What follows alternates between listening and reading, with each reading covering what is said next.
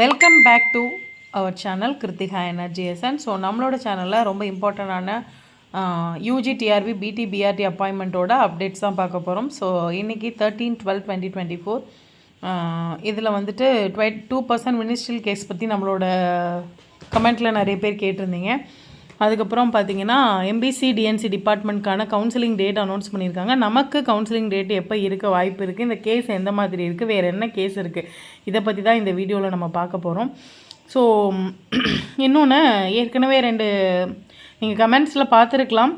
So வீடியோக்குள்ளே போகிறதுக்கு முன்னாடி அப்புறம் வீடியோக்குள்ளே அப்படின்னு அனாவசியமாக பேசுகிறீங்க, அந்த மாதிரிலாம் கமெண்ட்ஸ் பார்த்தேன். ஸோ ஆக்சுவலாக இந்த வீடியோ எதை பற்றினதுன்ற சின்ன ரீகேப் கொடுத்துட்டு, சின்ன இன்ட்ரொடக்ஷன் கொடுத்துட்டு, அதுக்கப்புறம் என்னோடய சேனல் பற்றின இது கொடுத்துட்டு அதுக்கப்புறம் தான் நான் வீடியோக்குள்ளே போவேன். இது நிறைய சப்ஸ்கிரைபர்ஸ்க்கு தெரியும். ஸோ அன்வான்டாக நான் எதுவும் பேச போகிறது கிடையாது. நமக்கு தேவையான விஷயத்தை எலாபரேட் பண்ணி, அது வியூஸ்க்காக கிடையாது, தெளிவான விளக்கத்துக்காக சொல்லுவேன். ரொம்ப அன்வான்டான மெசேஜஸ் வந்து தேவையில்லாதது. உங்களுக்கு நான் கொடுக்குற கண்டென்ட்டோ இல்லை என்னோடய வீடியோவோ பிடிக்கலன்னா ஸ்கிப் பண்ணிவிடுங்க. ஏதாவது டவுட்னா நீங்கள் கமெண்ட் பண்ணலாம். அதை தாண்டி ஒருத்தர் ஹர்ட் பண்ண வேண்டிய அவசியம் இல்லை.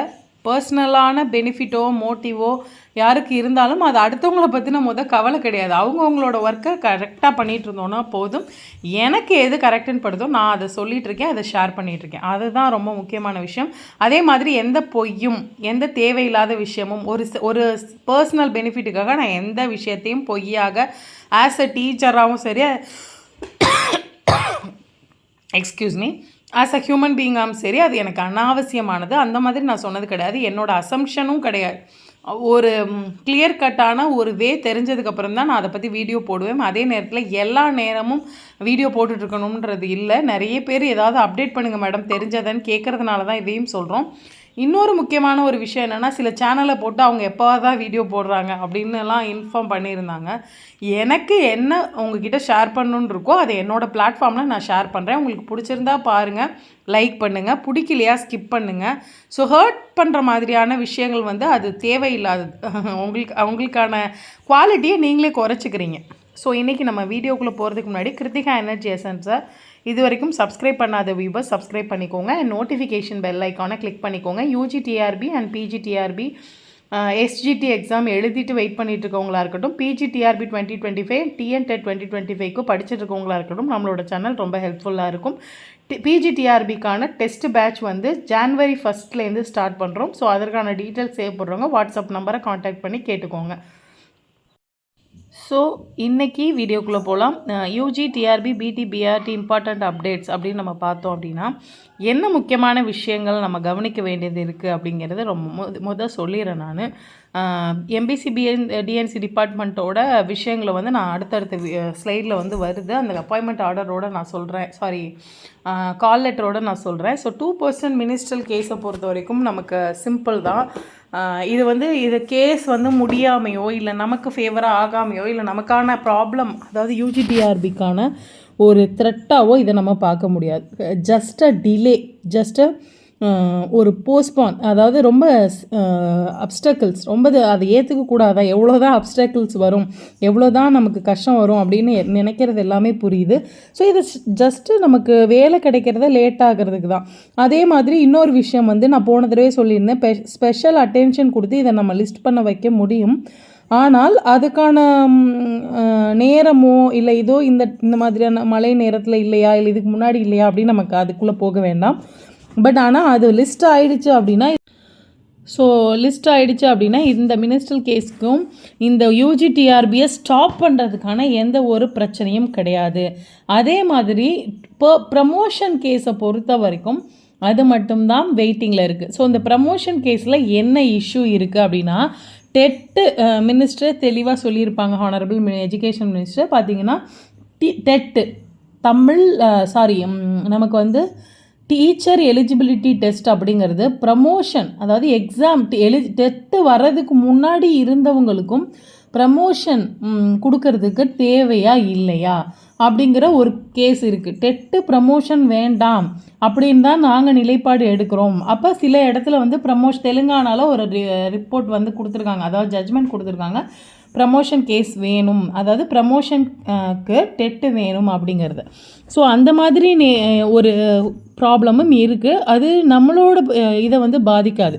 ஆனால் ஒரு முடிவு எடுத்து பிடி டு பிஜி ப்ரமோஷன், ஹையர் அதுக்கப்புறம் வந்துட்டு ஹெச்எம் ப்ரமோஷன், இதுக்கெல்லாம் வெயிட்டிங்கில் இருக்கிறதுனால இந்த கேஸும் அதை முடிக்கிறதுக்கான வெயிட்டிங்கில் இருக்காங்க. இந்த 2% மினிஸ்ட்ரியல் கேஸும் இதுவும் இன்டர்லிங்க் ஆகிருக்கிறதுனால வெயிட்டிங்கில் இருக்காங்க. அவ்வளோதான். இது ரெண்டும் மட்டும்தான் நமக்கு டிலே பண்ணுறதுக்கான காரணமே தவிர யூஜிடிஆர்பி அப்பாயின்மெண்ட்டை எந்த வகையிலும் பாதிக்கிறதுக்கான காரணிகள் கிடையாது.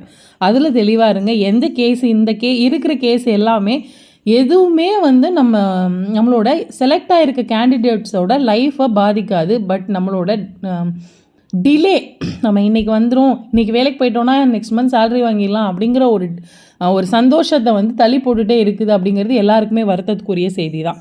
ஸோ அவ்வளோதானே தவிர இந்த கேசஸ் வந்து உங்களோட அப்பாயின்மெண்ட்டை பாதிக்காது. இதுதான் நான் மெயினாக சொல்ல வருது.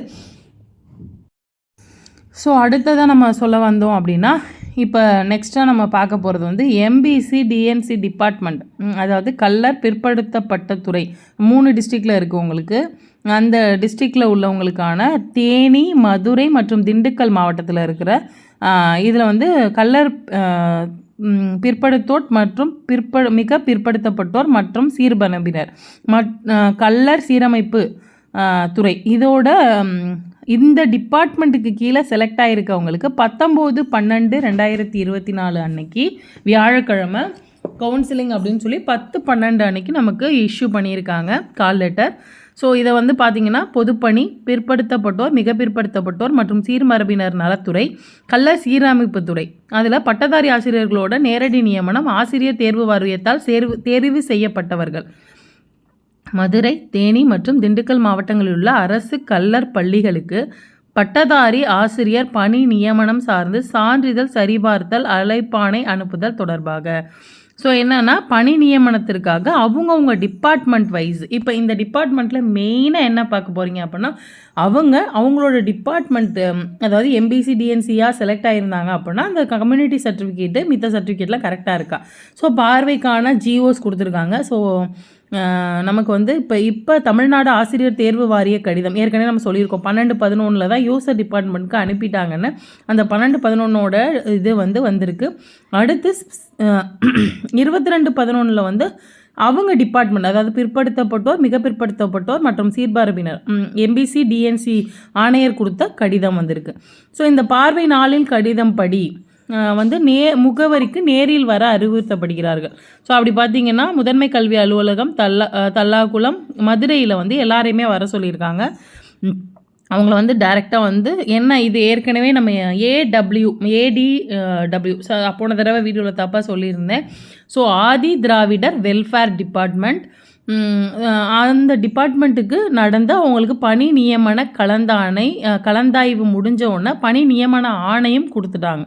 ஸோ அதே மாதிரி தான் இதே விஷயங்கள் தான் கொடுத்துருக்காங்க. எஸ்எஸ்எல்சி நீங்கள் என்னெல்லாம் சிவிக்கு கொண்டு போனீங்களா, எஸ்எஸ்எல்சி, பிஎட் டிகிரி, அதுக்கப்புறம் வந்துட்டு டிடிஎட் படிச்சிருந்தீங்க அப்படின்னா டிடிஎட் இருக்கணும். அதுக்கப்புறம் பார்த்தீங்க அப்படின்னா மதிப்பெண் சான்றிதழ், கிரேடு இருந்தால் அதுக்கு என்னென்னா யூனிவர்சிட்டிக்கு ஈக்குவலண்ட்டாக கொடுத்த மார்க்கு, அதுக்கப்புறம் வந்து பிஎட் படிச்சிருந்தீங்கன்னா இல்லை தமிழ் புலவர் இருந்தால் டிபிடி, அதுக்கப்புறம் வந்துட்டு தமிழ் வழியில் பிஎஸ்டிஎம்மாக இருந்தால் யூஜி டிகிரி, பிஎட், டிடிஎட் இது எல்லாத்துக்குமே பிஎஸ்டிஎம். அதுக்கப்புறம் நம்மளோட டிஆர்பி இதுலேருந்து நமக்கு வந்த கால் லெட்டர், இது எல்லாமே உங்களுக்கு இருக்கணும் அப்படின்றத சொல்லியிருக்காங்க. ஸோ இதை நம்ம ஏற்கனவே பார்த்தது தான். இதில் வந்து உங்களுக்கு மிக முக்கியமாக பார்த்தீங்க அப்படின்னா 19ஆம் தேதி வியாழக்கிழமைன்னு சொல்லியிருக்காங்க. இது வந்து டிஎஸ்சி டிஇ இது 2லையும் தான் நமக்கு கேஸ் இருக்குது. இந்த டிபார்ட்மெண்ட்டுக்கு வந்து அந்த கேஸ் வந்து எந்த வகையிலும் கட்டுப்படுத்தாது அப்படிங்கிறதுனால நமக்கு வந்து இந்த டிபார்ட்மெண்ட்ஸுக்கு ஒன்றா நடந்துகிட்ருக்கு. ஃபஸ்ட்டு நடந்தது பார்த்திங்கன்னா ஆதி திராவிடர் வெல்ஃபேர் டிபார்ட்மெண்ட்டு, அதுக்கு அடுத்தது பார்த்திங்கன்னா சென்னை கார்ப்பரேஷன் ஸ்கூல்ஸில் நடந்தது, அதுக்கடுத்து இப்போ எம்பிசி அண்டு டிஎன்சி அவங்களுக்குள்ள செலக்ட் பண்ணியிருக்கவங்களுக்கு கொடுத்துருக்காங்க. இதுக்கு நடுவில் நீங்கள் பார்த்தீங்கன்னா இன்னொரு முக்கியமான விஷயமும் நான் சொல்கிறேன். டிஎம்எஸ் அப்படின்னு சொல்லக்கூடிய district model schools, district model ஸ்கூல்ஸில் வந்து செலக்ட் ஆகிருக்கவங்களுக்கு ஏற்கனவே ஒரு நியூஸ் பேப்பர் கட்டிங் இருக்குது. அதை என்ன அப்படின்னு பார்த்தீங்கன்னா, நான் லாஸ்ட்டில் கொடுக்குறேன், இல்லை அடுத்த இதில் பின் பண்ணுறேன் நான் அந்த வீடியோவை பொறுத்த வரைக்கும். அந்த பணியிடங்கள் எல்லாம் சரியாக நிரப்பப்படாமல் டெப்டேஷனில் இருக்காங்க. அதனால் அவங்க ஸ்கூல், அந்த டெப்டேஷனில் இருக்கிற ஸ்கூல் அந்த ஸ்கூலில் இருக்கிற மாணவர்கள் அந்த டீச்சர் இல்லாமல் பாதிக்கப்படுறாங்கன்னு ஒரு நியூஸ் பேப்பர் இருக்குது. ஸோ டிஎம்எஸ் ஸ்கூலில் இருக்கவங்களுக்கும் சீக்கிரமாகவே போட்டுருவாங்க அப்படின்னு நம்ம எதிர்பார்க்கலாம். டிஸ்ட்ரிக்ட் மாடல் ஸ்கூல் இதில் இனச்சான்றிதழ், கம்யூனிட்டி சர்டிஃபிகேட் முக்கியமாக நிரந்தர சான்றிதழாக இருக்கணும். மேரிடாக இருந்தாலும் அவங்களோட ஹஸ்பண்ட் பேரில் இருக்கக்கூடாது, அவங்களோட ஃபாதர் பேரில் தான் இருக்கணும் அப்படின்னு சொல்லியிருக்காங்க. கான்டாக்ட் சர்டிஃபிகேட், அதுக்கப்புறம் நீங்கள் வந்து உடல் ஊனமுற்றவர் என்றால் மாற்றுத்திறனாளின்னா அந்த சர்டிஃபிகேட் கண்டிப்பாக இருக்கும். 3 ஃபோட்டோ கொண்டு வர சொல்லியிருக்காங்க. அதுக்கப்புறம் பார்த்திங்கன்னா இதை வந்து 2 அட்டஸ்டேஷன் காப்பி கொண்டு வச்சுருக்காங்க. ஸோ கண்டிப்பாக நேரில் வரணும். சமர்ப்பிக்கப்படும் ஆவணங்கள் ஏற்கனவே நீங்கள் டீச்சர்ஸ் ரெக்ரூட்மெண்ட் போர்டில் கொடுத்ததோட ஈக்குவலாக இருக்கணும், கரெக்டாக இருக்கணும். கரெக்டான டைமில் கண்டிப்பாக வரணும். இன்னொரு வாய்ப்பு கிடையாது. ஸோ முனுசாமி, இணை இயக்குனர், மதுரை, அதாவது கல்லர் சீரமைப்புத்துறை மதுரை அப்படின்னு சொல்லி போட்டிருக்காங்க. ஸோ இதுதான் நமக்கு இந்த வீடியோவில் கொடுத்துருக்குற இந்த